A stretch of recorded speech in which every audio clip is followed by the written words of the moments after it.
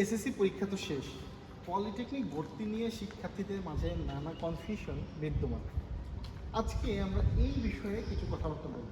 আমি আপনার কাছে জানতে চাইব যে শিক্ষার্থীরা জানতে চাচ্ছে এসএসসি পরীক্ষা তো শর্ট সিলেবাসের উপর হয়েছে, এখন ভর্তি পরীক্ষা হবে পলিটেকনিকে, এই ক্ষেত্রে ভর্তি পরীক্ষার সিলেবাসটা কেমন হবে? আসলে এসএসসি পরীক্ষা যেহেতু শর্ট সিলেবাসে হয়েছে, এখন ভর্তি পরীক্ষাও যে শর্ট সিলেবাসে হবে বিষয়টা আসলে এরকম না। কারণ ভর্তি পরীক্ষার ক্ষেত্রে মূলত শর্ট সিলেবাস বলতে আসলে কিছু নেই।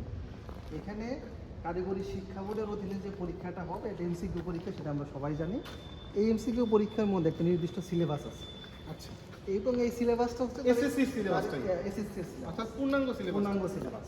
এই পূর্ণাঙ্গ সিলেবাসের যে সাবজেক্টগুলো আছে সেই সাবজেক্টে নির্দিষ্ট প্রশ্ন এবং নির্দিষ্ট মানবন্টন সেখানে করা আছে, সেই অনুসারে আসলে পরীক্ষাটা হবে। এখন এইখানে তো শিক্ষার্থীদের তাহলে একটা বড় প্রশ্ন তৈরি হবে যে আমরা তো আসলে অর্ধেক পড়েছি, তা বাকি সিলেবাসগুলো কিভাবে শেষ করব?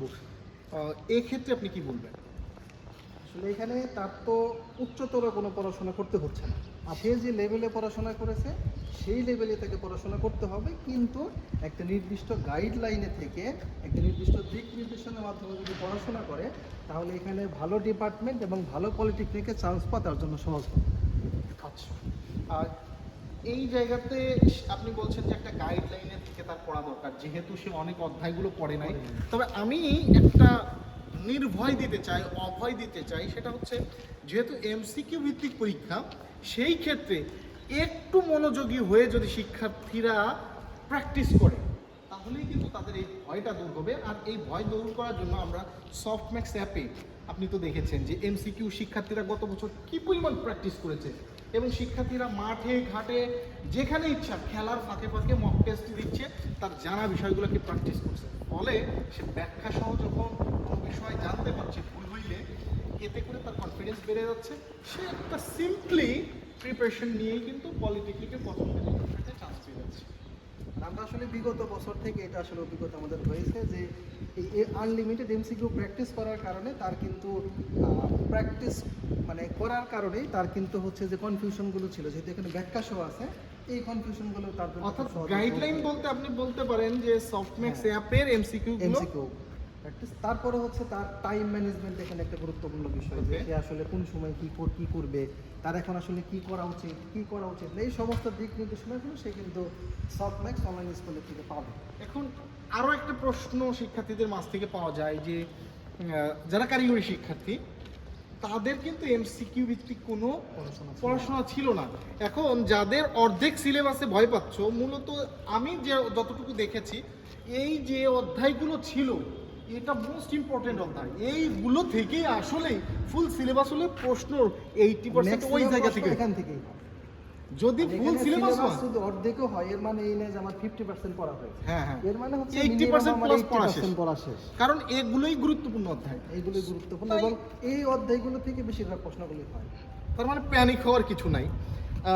কারিগরি শিক্ষার্থীরা তো এমসিকিউ ভিত্তিক কোনো পরীক্ষা দেয় নাই, এক্ষেত্রে তাদের আসলে কি করণীয়, তাদেরকে কি বলবেন আপনি?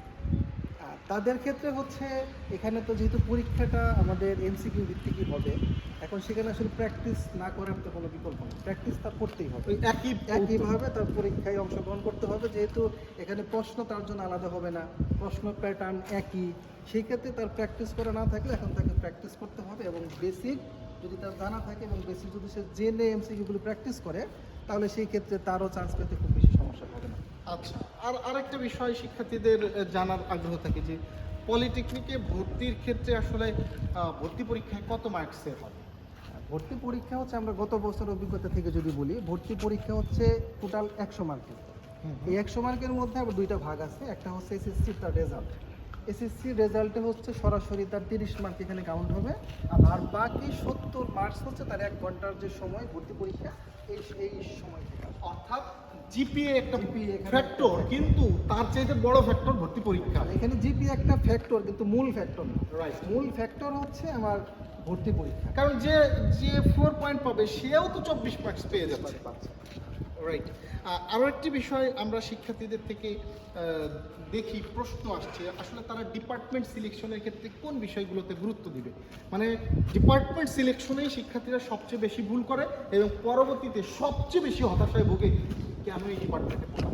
আমি কাউকে দেখি নাই যে এই পলিটেকনিকে পড়ছি বিধায় আমি ভুল করছি, কিন্তু আমি অনেক শিক্ষার্থীকে দেখছি যে সে ভুল বুঝছে। দেখা যাচ্ছে, আমি যদি একটু বলি যে সিভিল একটা ডিপার্টমেন্ট, আবার কনস্ট্রাকশন, সার্ভেইং, সিভিল উড, এইটাও কিছু ডিপার্টমেন্ট। সিভিল ডিপার্টমেন্টটা হচ্ছে মাদার ডিপার্টমেন্ট এবং এর অংশ বা এই ডিপার্টমেন্টের আংশিক পড়াশোনা বা 80% পড়াশোনা আছে এই ডিপার্টমেন্টগুলোতে। এখন সে আসলে সিভিল তো শুধু সিভিল উড একটু বড় দেখা যায়, একটু বেশি দেখা যায়, একটু ভাব বেশি। এখন সে আসলে কোনগুলাকে চুজ করবে, মানে ডিপার্টমেন্ট চুজের ক্ষেত্রে আসলে কি বিষয় প্রায়োরিটি দেবে? এখানে ডিপার্টমেন্ট চুজের ক্ষেত্রে বড় বিষয় হচ্ছে আমি আসলে কি হতে চাই, এইটা হচ্ছে বড় একটা বিষয়, যে আমি আসলে কোন কাজে বেশি স্বাচ্ছন্দ্য বোধ করি, এখানে এটা একটা বড় বিষয় হতে পারে। আর দ্বিতীয় বিষয় হচ্ছে আমার এই ডিপার্টমেন্টের ভবিষ্যৎটা আসলে কী, যে আমি কি এখানে বেসরকারি চাকরি করব, নাকি আমি এখানে সরকারি চাকরি করব, নাকি আমি এখানে উচ্চ শিক্ষার জন্য বিদেশে পড়াশোনা করব, নাকি ভবিষ্যতে আমি ডুয়েটের জন্য প্রস্তুতি নেব।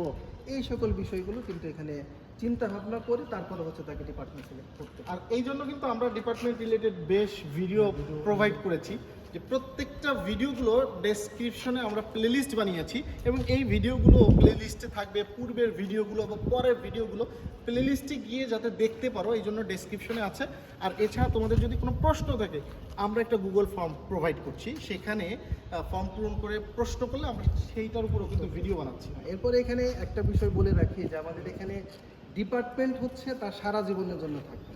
কিন্তু অনেকেই মনে করে যে আমি ভালো একটা বিভাগীয় পলিটেকনিকে চান্স পেলাম, ডিপার্টমেন্ট যাই হোক, শহরে যাচ্ছি একটা ভাব, মানে বিভাগীয় পলিটেকনিক যেমন সেটা হতে পারে বড় বড় পলিটেকনিক, যদি বলি Dhaka polytechnic, Chittagong polytechnic, Rajshahi polytechnic, Khulna polytechnic, বড় বড় পলিটেকনিকে এখানে হাজার হাজার স্টুডেন্ট, ডিপার্টমেন্টের সংখ্যা বেশি। সেই ক্ষেত্রে আমার দেখা গেলো এমন একটা ডিপার্টমেন্টে সে চান্স পেলো যারা আসলে চাকরি বাজার খুব বেশি নাই, এরকম তো অনেক ডিপার্টমেন্ট আছে। আচ্ছা, বাংলাদেশের প্রেক্ষাপটে এরকম অনেক ডিপার্টমেন্ট আছে, কিন্তু এখানে আসলে ডিপার্টমেন্টটা তার মুখ্য এখানে হওয়া উচিত, কারণ পলিটেকনিকটা তো 4 বছরের জন্য থাকবে, কিন্তু ডিপার্টমেন্ট তো তার সারা জীবনের জন্য সে যেহেতু চয়েস করবে, সেই ক্ষেত্রে আমার মতে এটা সবারই মতামত বা আমাদেরই মতামত হওয়া উচিত যে এখানে আসলে ডিপার্টমেন্টটাকেই মূল মানে লক্ষ্যেতে রাখা উচিত। ওকে, আমরা তোমাদের জন্য দেখো রোদে পুড়ে ভর দুপুরে ভিডিও বানাচ্ছি। তোমাদের এই ভিডিওগুলো দ্বারা যদি সামান্যতম উপকার হয়, তাহলে আমাদের এই কষ্ট সার্থক হবে। এবং তোমরা যদি পছন্দ করো ভিডিওগুলো, অন্তত একটা কমেন্ট করিও, একটা লাইক দিও, তাহলে অন্তত আমরা অনুপ্রাণিত হব এবং তোমাদেরকে আরও বেশি তথ্য দিতে আমাদের উৎসাহ বাড়বে, ঠিক কিনা? এর পরবর্তীতে আরও যদি তোমার মনে কোনো প্রশ্ন থাকে যে আমি এই বিষয় সম্পর্কে জানতে চাই, তুমি কমেন্ট করতে পারো, আমরা সেই প্রশ্নের উত্তর ভিডিও আকারে তোমাকে দেওয়ার চেষ্টা করি। এখানে আরেকটা গুরুত্বপূর্ণ বিষয়, আমরা যখন অনেক সময় দ্বৈত আলোচনার মাধ্যমে ভিডিও করি, যাতে করে অনেকগুলো কনফিউশনের একটা উত্তর দিই, সেই ক্ষেত্রে আমরা চেষ্টা করি অল্প সময়ের ভিতরে যাতে অনেকগুলো তথ্য দেওয়া যায়। কিন্তু স্পেসিফিকভাবে যখন আমরা কোনো বিষয়ে আলোচনা করি, সেই বিষয়ে তুমি ইন ডেপথ জানতে পারবে, সেই ভিডিওগুলো আমাদের ইউটিউব চ্যানেলে আছে, তোমরা সেগুলো যদি একটু সার্চ করে দেখো এবং আরও ভিডিওগুলো আসবে, সেগুলো যদি দেখো, তাহলে তোমাদের পলিটেকনিকে ভর্তি হও বা না হও, কনফিউশনটা দূর হবে। কারণ একটা জিনিস তুমি কেন অ্যাভয়েড করবে এটা যেমন জানা জরুরি, আবার কেন অ্যাকসেপ্ট করবে এটাও পরিপূর্ণভাবে জানা জরুরি। তাহলে পরবর্তীতে আফসোস করতে হবে না। তোমরা দেখবা যে বিএসসি ইঞ্জিনিয়াররা ডিপ্লোমা ইঞ্জিনিয়ারদের বিভিন্ন পদবি নিয়ে নেওয়ার জন্য আসলে আন্দোলন করছে, উস্কানি দিচ্ছে। এর পিছনে একটা বড় কারণ হচ্ছে তারা হয়তো তাদের ডিপ্লোমা লাইফে আসার আগে বা এসএসসিতে পড়ার আগে এসএসসির পরে যে ডিপ্লোমার সুবিধাগুলো আছে এগুলো সম্পর্কে জানতো না। যখন তারা আসলে সুবিধাগুলো জেনেছে, তখন দেখছে যে এটা তো আমরা চিরতরে পাবো না, যার জন্য তারা আফসোস করছে। এবং এই আফসোস মেটানোর জন্য এখন তো আসলে ডিপ্লোমা ইঞ্জিনিয়ার হওয়া ছাড়া কোনো উপায় নাই। ফলে তারা কি বেছে নিছে, তখন তারা বিএসসিতে গিয়েছে, কিন্তু এখন আসলে দেখছে যে মানে এসএসসির পরে আন্দোলনের পথ বেছে নিছে। আন্দোলনের পথ এখন বেছে নিছে, কিন্তু তার এখন মনে হচ্ছে যে এসএসসির পরে, অনেকেরই মনে হচ্ছে, এটা হয়তো প্রকাশ করছে না, যে এসএসসির পরে আবার ডিপ্লোমা পড়লে হয়তো ভালো হবে। কারণ অনেক কিছুই আছে। এই জন্য আমাদের এই অনেক কিছু জানার জন্য আমাদের চ্যানেলে থাকতে হবে, ভিডিওগুলো দেখতে হবে। ধন্যবাদ সবাইকে।